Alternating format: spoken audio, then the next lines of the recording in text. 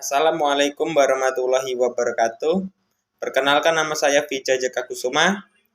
Saya dari Prodi Penjas. Di sini saya akan menyampaikan materi tentang kapitalisme, postmodernisme, dan neoliberalisme. 1. Kapitalisme. Menurut Al-Jihad 2018, kapitalisme secara umum dipahami sebagai sistem sosial berbasis pada pengakuan atas hak milik individu yang mencakup hak kepemilikan atas kekayaan yang mana kesemuanya itu dimiliki secara privat. Kapitalisme juga dapat diartikan sebagai sistem produksi, distribusi, dan pertukaran di mana kekayaan yang terakumulasi diinvestasikan kembali untuk memperoleh laba secara terus-menerus. Ciri-ciri ideologi kapitalisme adalah: A. Adanya pengakuan terhadap hak milik perseorangan atas berbagai faktor. B. Adanya kebebasan bagi pihak swasta, baik individu maupun perusahaan. Yang C. Setiap orang memiliki kebebasan dalam bersaing dengan menggunakan metode apapun untuk mendapatkan keuntungan sebesar-besarnya. Yang D. Pemerintah tidak ikut campur tangan dalam kegiatan perekonomian tersebut.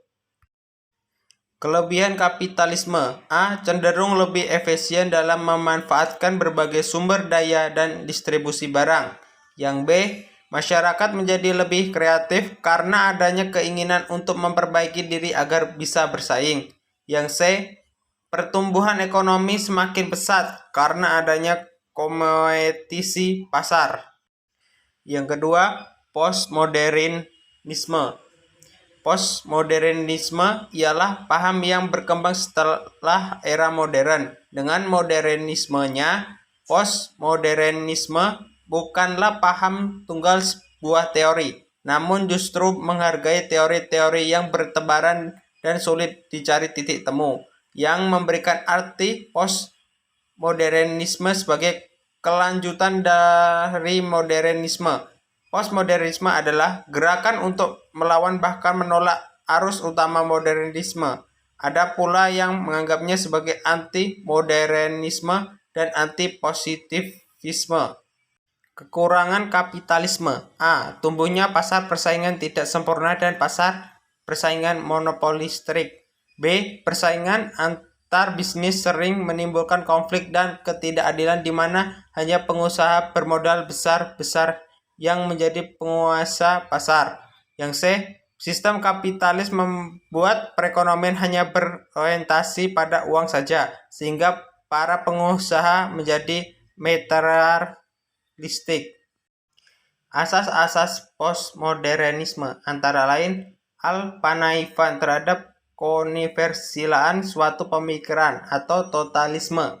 Penekanan akan terjadi pergolakan pada identitas personal maupun sosial secara terus-menerus, sebagai ganti dari permanen yang amat mereka tentang.